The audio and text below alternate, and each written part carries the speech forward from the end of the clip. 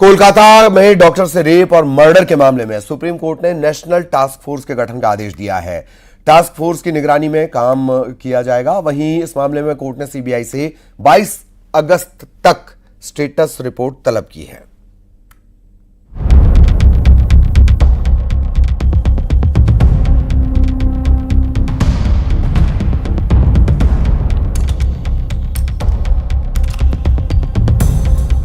Doctor rape कांड पर supreme court सख्त, इंसाफ की जगी आस। नेशनल टास्क फोर्स का गठन, डॉक्टर्स के प्रोटेक्शन पर एनटीएफ देगी सुझाव। कोलकाता रेप और मर्डर केस में सुप्रीम कोर्ट ने सुनवाई के दौरान सख्त टिप्पणी की। कोर्ट ने अस्पताल की भूमिका पर सवाल उठाते हुए एफआईआर में हुई देरी पर सवाल खड़े किए। कोर्ट ने कहा कि जब डॉक्टर के पेरेंट्स नहीं थे तो ये जिम्मेदारी अस्पताल की थी। कोर्ट ने कहा कि ये केवल एक अस्पताल में रेप का मामला नहीं है, बल्कि डॉक्टर्स की सुरक्षा का सवाल है। कोर्ट ने डॉक्टर्स की सुरक्षा के लिए नेशनल टास्क फोर्स के गठन का आदेश दिया। कमेटी में एनटीएफ में कौन कौन? Vice admiral R K. Sarin, doctor D. Nageshwar Reddy, doctor M. Srinivas, doctor Pratima Murthy, doctor Govardhan Dattapuri, doctor Soumitra Rawat, professor Anita Saxena, professor Pallavi Sapre, doctor Padma Srivastava, केंद्रीय कैबिनेट सचिव, केंद्रीय गृह सचिव, केंद्रीय स्वास्थ्य सचिव, नेशनल मेडिसिन कमीशन के अध्यक्ष, नेशनल बोर्ड ऑफ एग्जामिनर्स के अध्यक्ष को शामिल किया गया है। टास्क फोर्स सुप्रीम कोर्ट की निगरानी में काम करेगा। एनटीएफ देश भर में डॉक्टरों की सुरक्षा के सुझाव देगी। कोर्ट ने 3 हफ्ते में कमेटी से रिपोर्ट मांगी है। उधर मामले की जांच कर रही सीबीआई से कोर्ट ने 22 अगस्त तक स्टेटस रिपोर्ट देने को कहा। साथ ही 3 महीने में जांच पूरी कर रिपोर्ट सौंपने का भी आदेश दिया। कोर्ट ने कोलकाता पुलिस और मृतक की पहचान जाहिर करने पर सख्त टिप्पणी की और डीजीपी को बदलने के लिए कहा।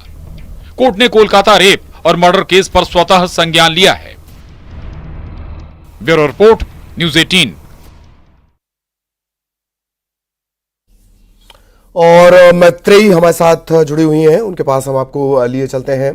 किस तरह का ये पूरा घटनाक्रम रहा, सुप्रीम कोर्ट की सख्ती, इन तमाम चीजों को लेकर उनसे और ज्यादा अपडेट्स हम लेते हैं। मैत्रेयी, अच्छी बात है जो भी इनिशिएटिव लिया गया, जो सख्ती दिखाई गई।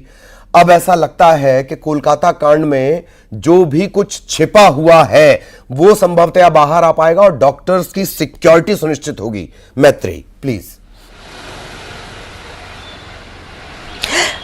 देखिए ललित जी, आज जो सुनवाई हुई है सुप्रीम कोर्ट में, वहां पे 2 चीजों पे बहुत ज्यादा जोर दी गई है, जिनमें एक तो जैसे आपने कहा कि आरजीकर इशू में क्या घटनाक्रम रही और वहां पे अथॉरिटीज का क्या उनका वहां पे योगदान रहा और उनकी क्या भूमिका रही, इसके ऊपर सवाल खड़े किए गए। और उसके साथ साथ ही जो वहां के जो जूनियर डॉक्टर्स हैं जो अभी प्रोटेस्ट पे लगे हुए हैं, उनकी सुरक्षा भी निश्चित करने के लिए आज सेंट्रल फोर्स वहां पे तब्दील करने की बात भी बोली गई सुप्रीम कोर्ट की तरफ से। इसके साथ साथ और एक चीज पे भी बहुत ज्यादा इंपॉर्टेंस दी गई, जिसके ऊपर हम देख रहे हैं देश भर में अभी डॉक्टर्स प्रोटेस्ट कर रहे हैं। ओपीडीज बंद है, इलेक्टिव सर्जरीज बंद है, जो रेसिडेंट डॉक्टर्स है वो सब बंद करके रखे हैं। ये बात है, ये मुद्दा है उनके सिक्योरिटी का। और आज सुप्रीम कोर्ट ने ये बयान किया है कि ये जो सिक्योरिटी का इशू है ये बहुत ही इंपॉर्टेंट इशू है और इस इशू में वो लोग इसके लिए एक कमिटी फॉर्म कर रहे हैं और नेशनल टास्क फोर्स जो उनकी जो ये इशू है इसके ऊपर बात करेगी और देखेगी और पूरी जो उनकी जो रिकमेंडेशंस है वो कोर्ट के पास पहुंचा देगी। और ललित जी, बिल्कुल ये बात है, सही है। और वो जो 8 सवाल पूछे गए हैं वो भी काफी सख्त हैं। बहुत बहुत शुक्रिया आपका इस तमाम जानकारी के लिए। सहयोगी मैत्रेयी विस्तार से जानकारी दे रही थी।